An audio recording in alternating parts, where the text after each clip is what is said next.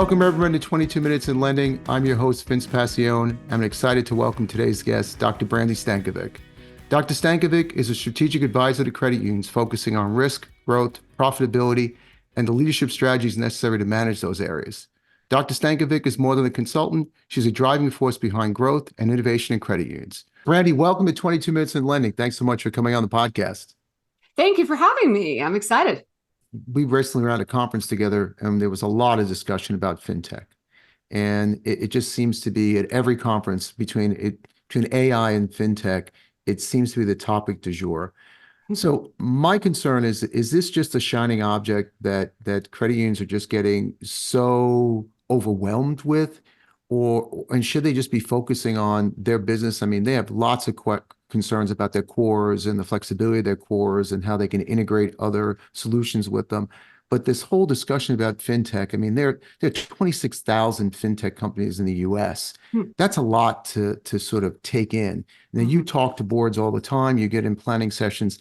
Your opinion on it, is it overwhelming? I understand the relevance of it, but it just seems like it's overwhelming all of these conferences these days. Mm-hmm.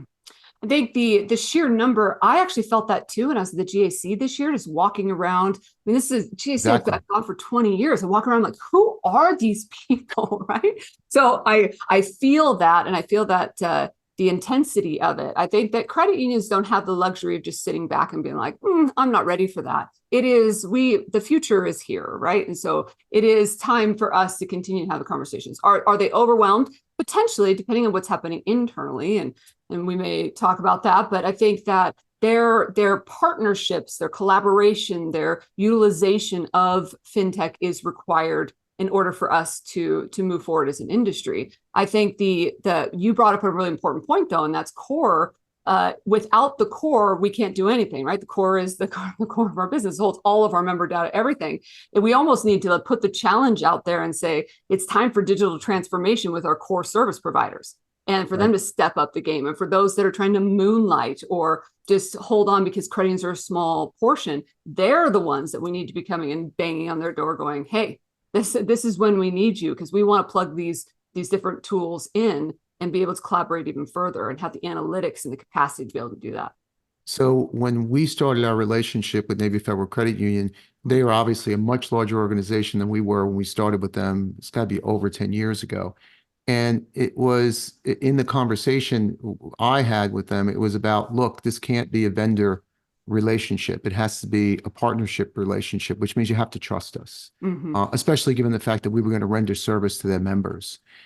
Do you think that in your strategic planning sessions, does the discussion come up about how to manage your partners? Because if fintech is going to become such an integrated part of what credit unions do, this idea of how you manage these relationships, it's got to be at the top of the list, isn't it? Absolutely. Yeah. I mean, just even negotiations, the understanding, the awareness, the capacity of the team to be able to see through it, right? You definitely see that on the technology side for sure. I mean, with all of our vendor partners, but certainly in technology where you just trust it because you don't know any better, right? And then we find out we should have known better instead of signing that contract and that type of thing. So yeah, obviously we have to go into it with a certain level of understanding. I think that you talked about boards, and it's for the future for boards. I always work with boards every year on future proofing themselves, no matter what level of sophistication that they lie, to be able to be ready for these conversations, to be relevant, to be ensuring they're being educated and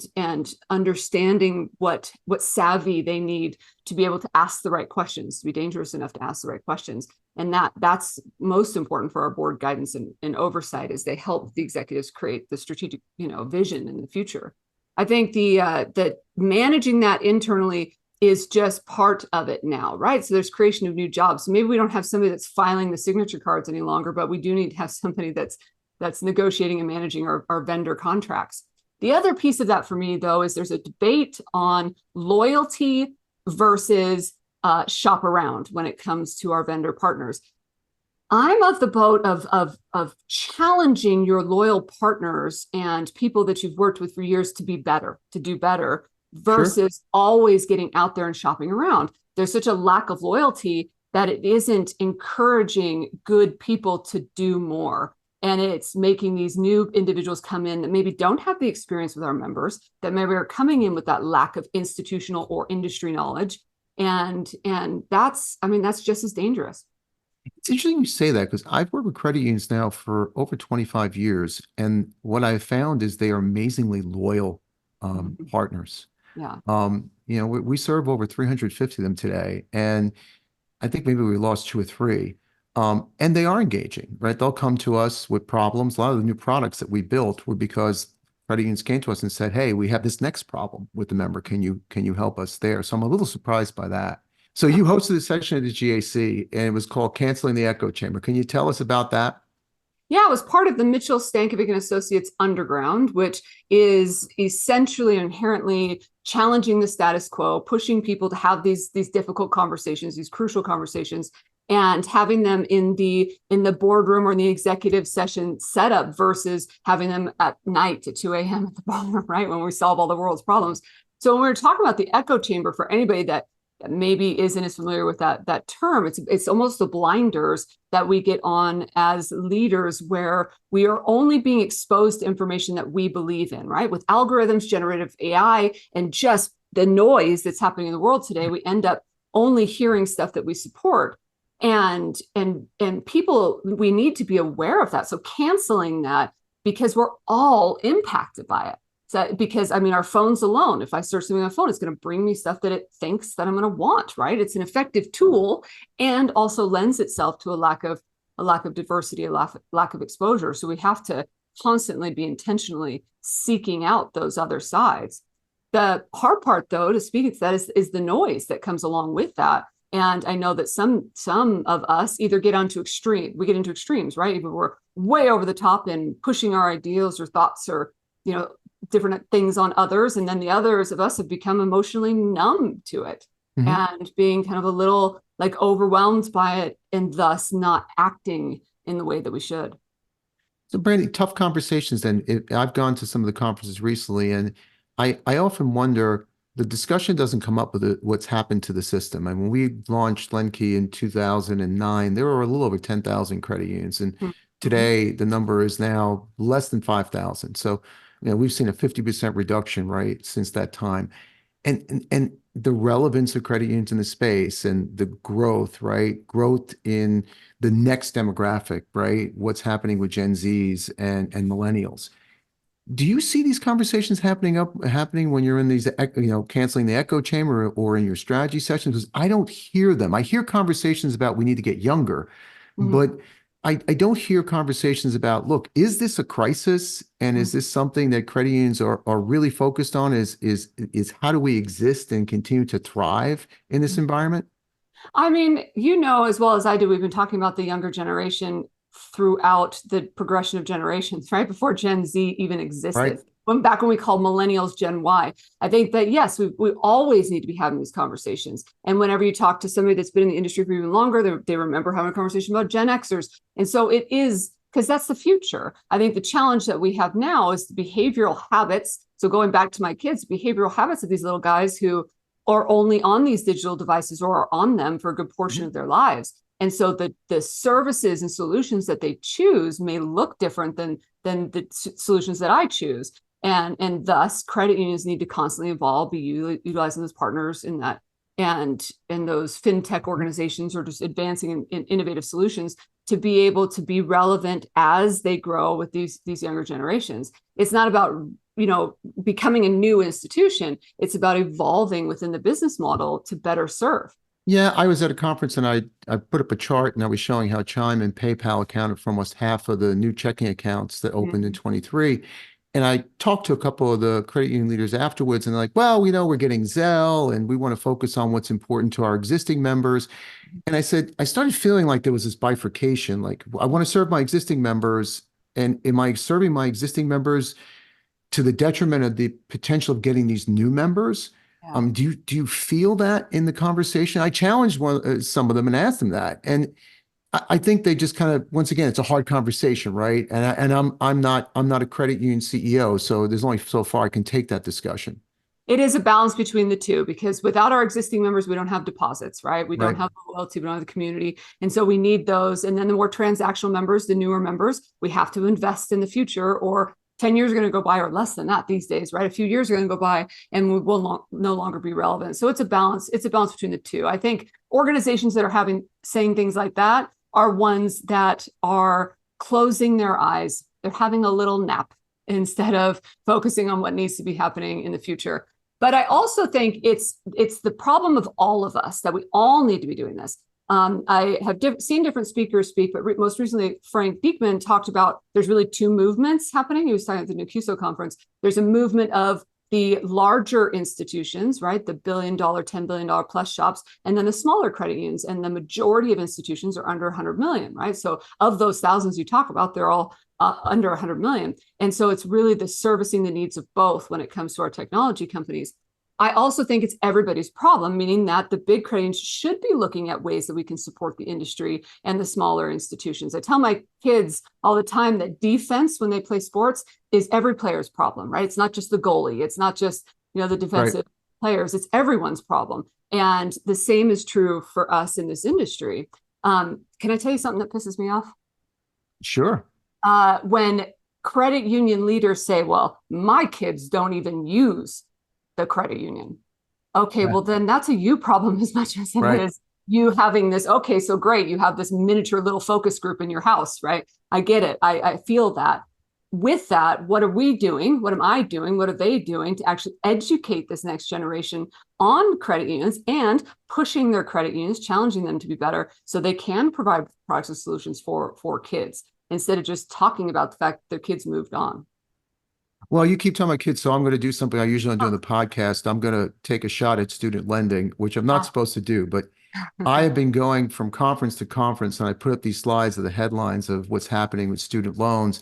And I talk to credit unions about, you all want to get young, and you all tell me that you're really focused on your member, and your member's biggest expense is putting their child through college. And over 1,600 of you basically refer your member to another institution outside the credit union space to provide education loans to them. It makes no sense to me. And yet, every time I talk to them, they say, well, my board is concerned about the quality of the asset. And the answer is the asset performs extremely well, right?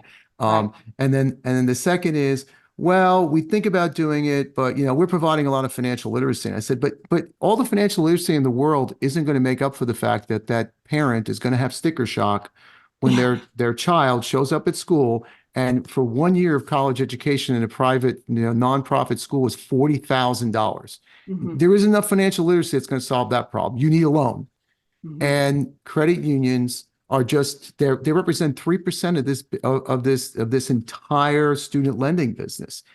What do you say to that? And how do you solve that? Because I can't imagine. I got to imagine this is a product that they should be offering to get young.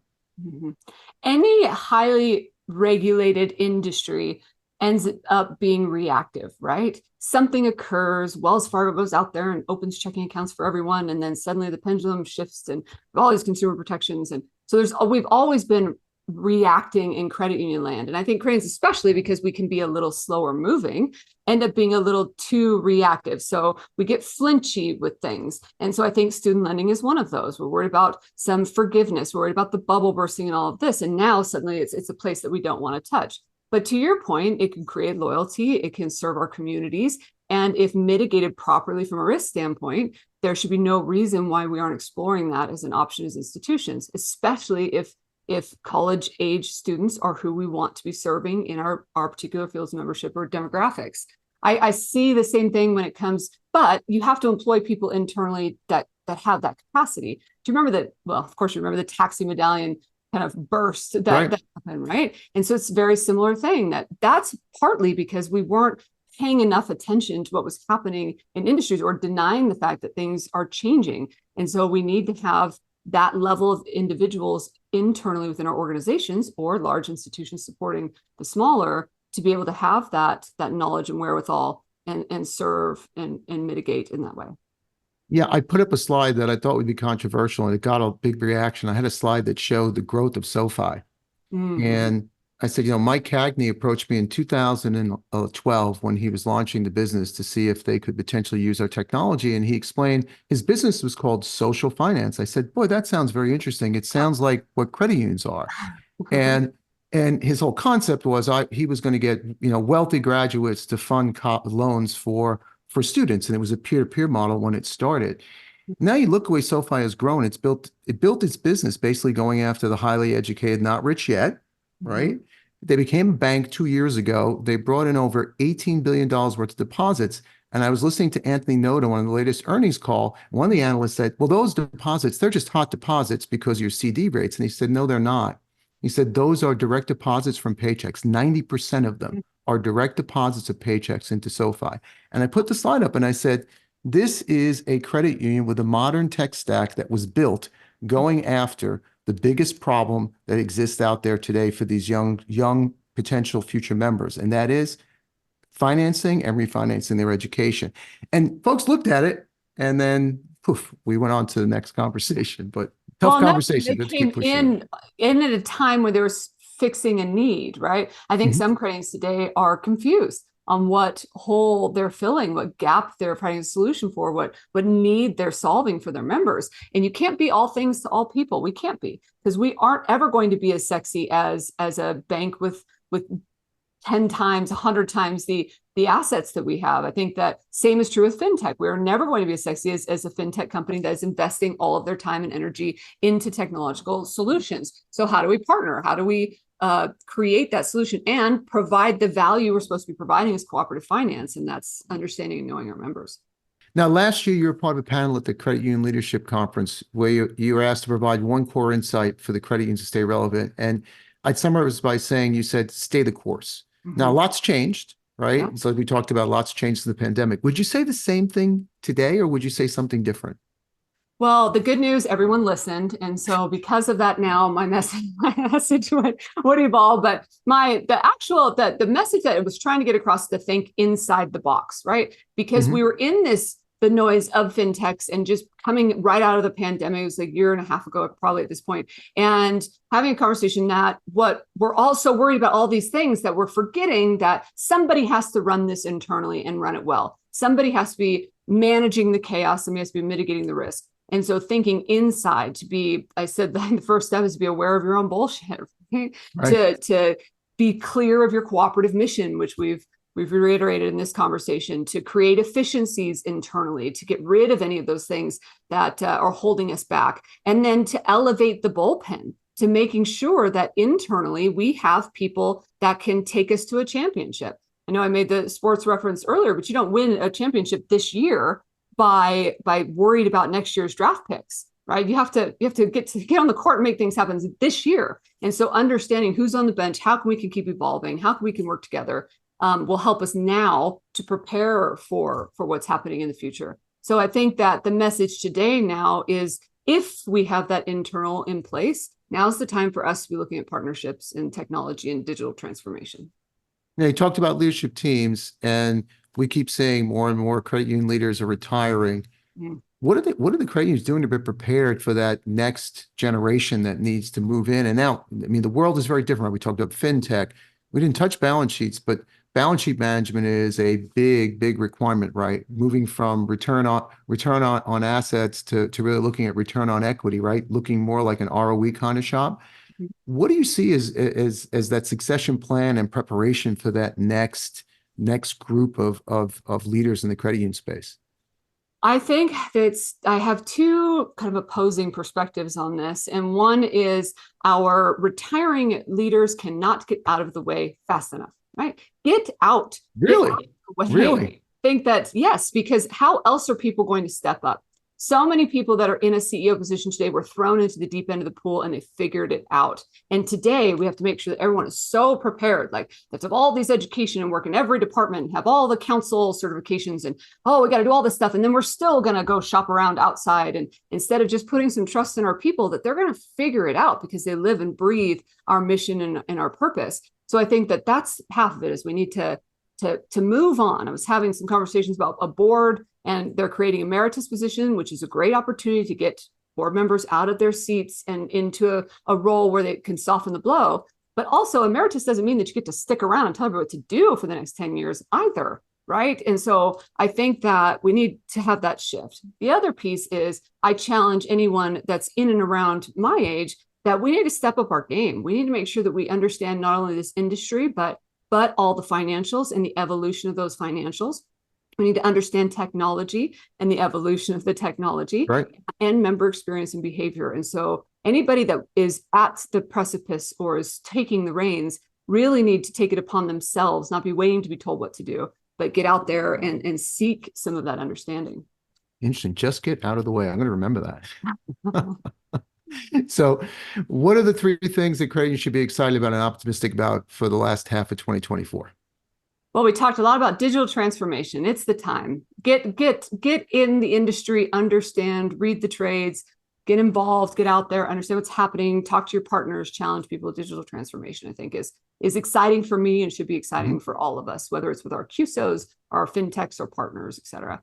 The second, I think, is really social impact. Credit unions are really at a place that we can make an impact on the lives of the human beings in our communities. And so utilizing our fields of membership to understand what best avenue to go after with that. And there's so many subcultures that happen in the new generation. And so whether it's women in your communities or I talked about the agricultural fields or whatever, making an impact on something broader than just a transaction. And then the final one, I think, is we have a lot of hungry leaders out there that we started the conversation with emotional intelligence.